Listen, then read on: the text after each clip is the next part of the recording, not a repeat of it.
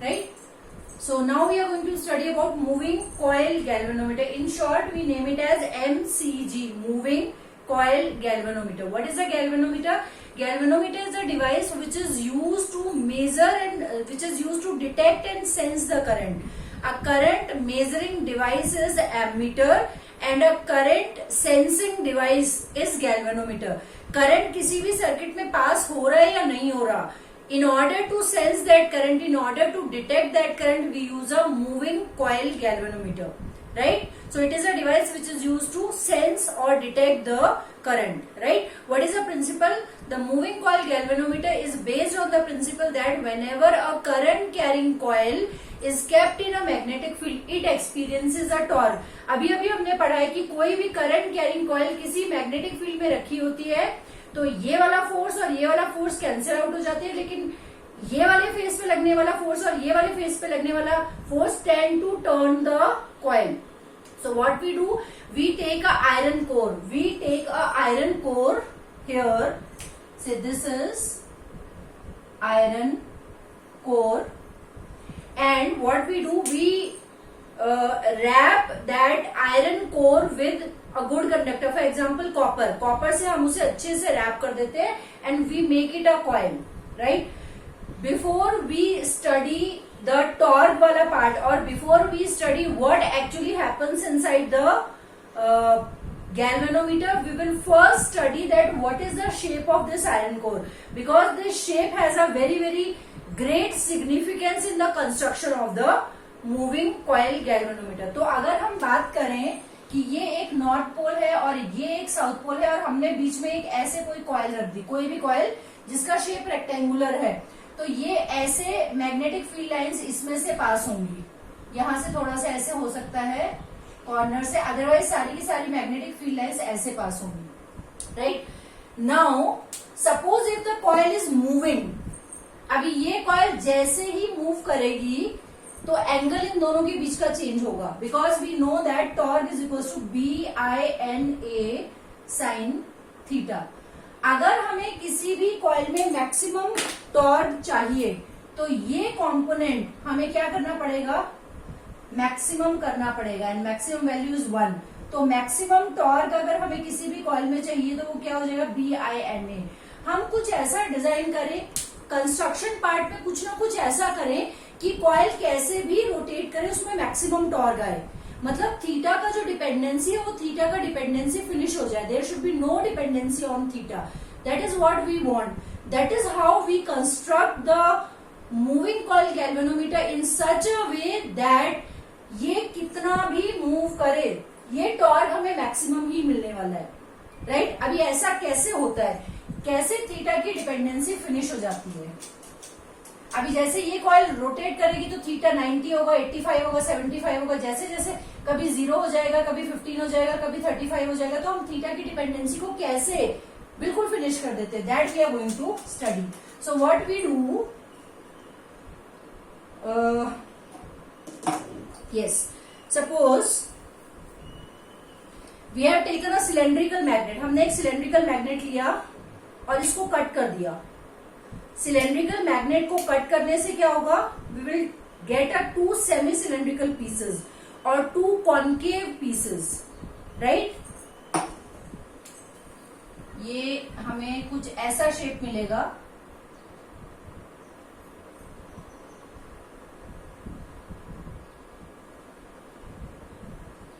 ये इसको north pole बोल दिया, इसको साउथ पोल बोल दिया, ठीक है? सिलेंडर को कट कर दो बीच में से, कैसा शेप हमें मिलने वाला है, कॉन्केव.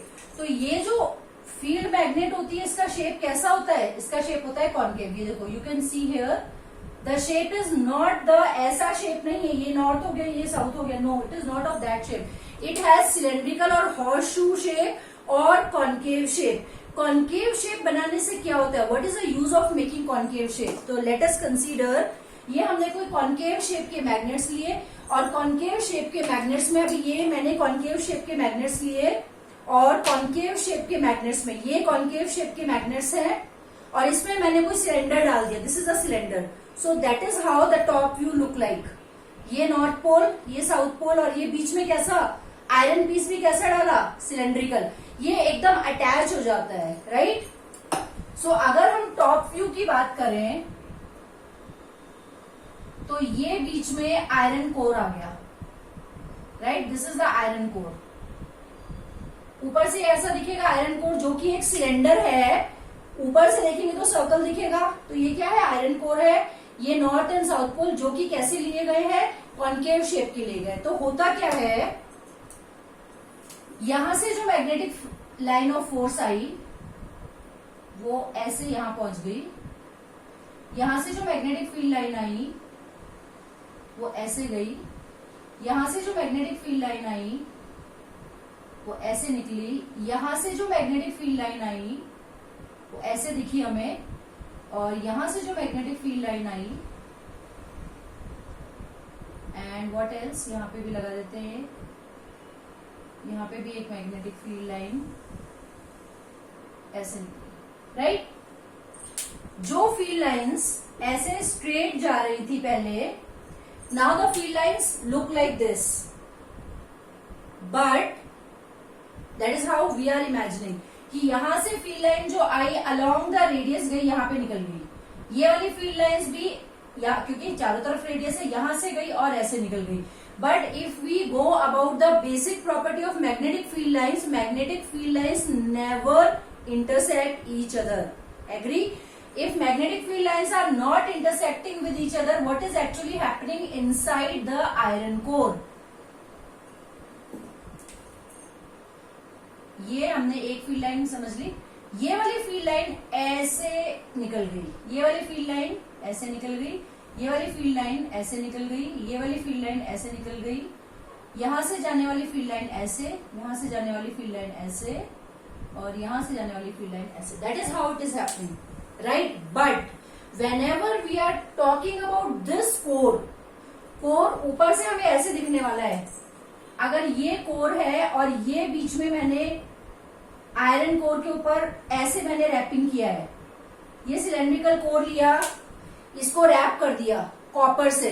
ऊपर से तो मुझे सिंगल मीन्स मल्टीपल वायर, तो ऊपर से वायर्स कैसे दिखने वाले हैं, ऐसे दिखने वाले हैं, right. Suppose if this is the wire which I can observe from the top, ये वाले वायर के लिए देखते हैं। ये मैग्नेटिक फील्ड लाइंस हमने पढ़ ली कि ऐसे है, that is how it is happening. बाहर से हमें कैसे दिखने वाली है, बाहर से हमें ऐसे दिखने वाला है, ऐसा लगेगा कि सारी फील्ड लाइंस एक जगह पे जाके इकट्ठा हो रही है, एंड सारी फील्ड लाइंस रेडियस पे सेंटर से निकल रही है, सेंटर की तरफ जा रही है, but actually that is not the case. अभी हमने ये जो वायर है जो कि एक सिलेंड्रिकल कोर के ऊपर रैप्ड है, सिलेंड्रिकल कोर के ऊपर हमने एक वायर रैप किया, वो ऐसा दिखने वाला है टॉप से, ये वायर है। जब मैं ये वाला वायर ले रही हूं, ये करंट का डायरेक्शन ले रही हूं, this is how the current is passing, तो मैग्नेटिक फील्ड भी कौन सा लिया जाएगा, ये वाला मैग्नेटिक फील्ड लिया जाएगा, राइट। अभी ये ऐसे दिखेगा, right. Area vector always perpendicular, तो जब हम इसकी बात करें तो एरिया वेक्टर कहां होगा, एरिया वेक्टर ऐसे होगा, perpendicular to the direction of magnetic field, right. What is the angle, theta is 90 degree. तो आर कितना मिलेगा, BINA, राइट। जब मैं अभी ये जो है कॉइल, ये टर्न कर गई, ये अभी ऐसे हो गई टर्न करके, अभी मैंने बोला कि ये टर्न होके ये कॉइल यहां पहुंच गई। जब ये कॉइल ऐसे से ऐसे टर्न होके चली गई तो मैग्नेटिक फील्ड कौन सी ली जाएगी, ये वाली मैग्नेटिक फील्ड ली जाएगी, एंड ये यूनिट वेक्टर N और area vector. So again magnetic field में और यूनिट वेक्टर में थीटा कितना आ जाएगा, 90 डिग्री।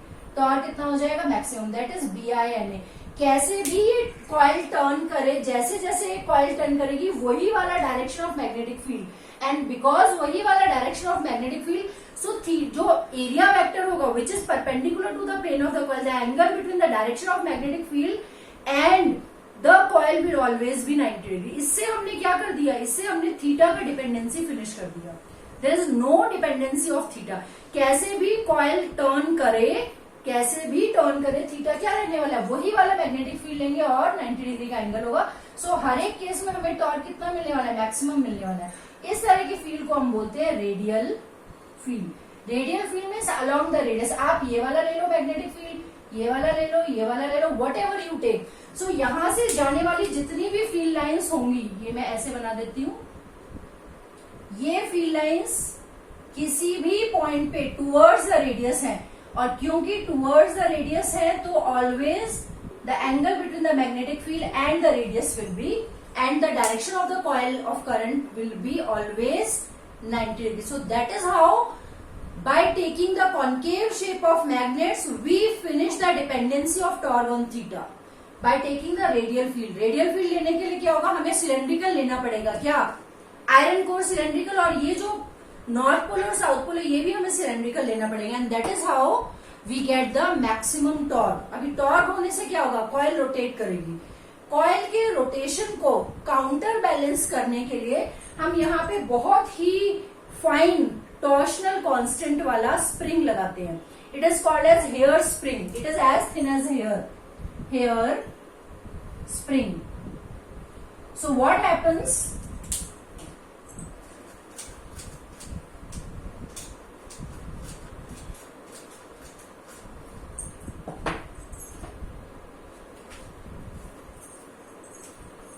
ये हमने आयरन कोर ले लिया, इसके ऊपर हमने कॉपर वायर ले लिया,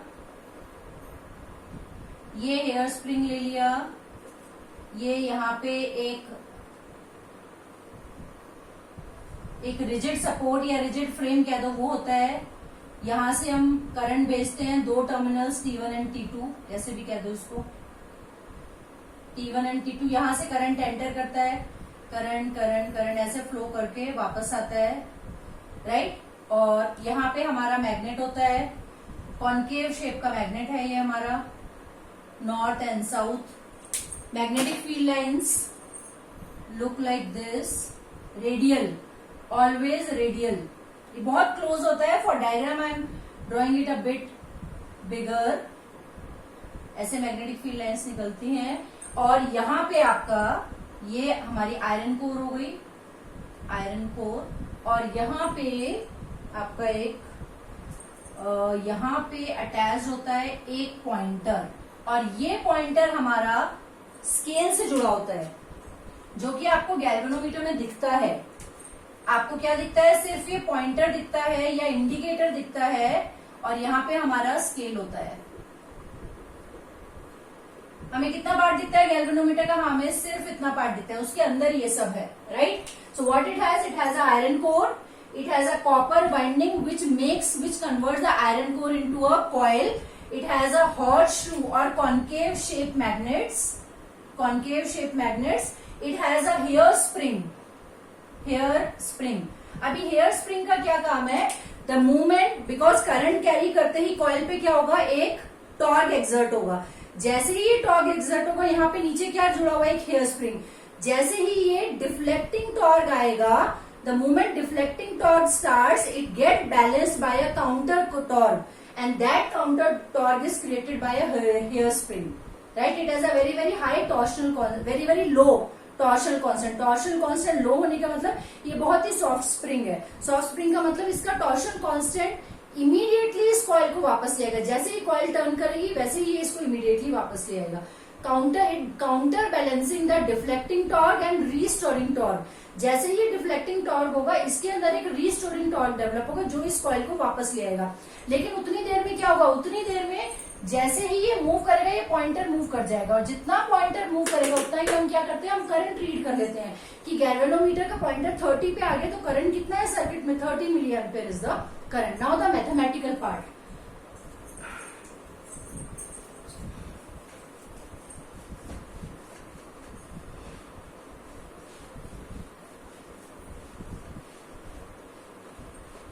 Now it's mathematical part,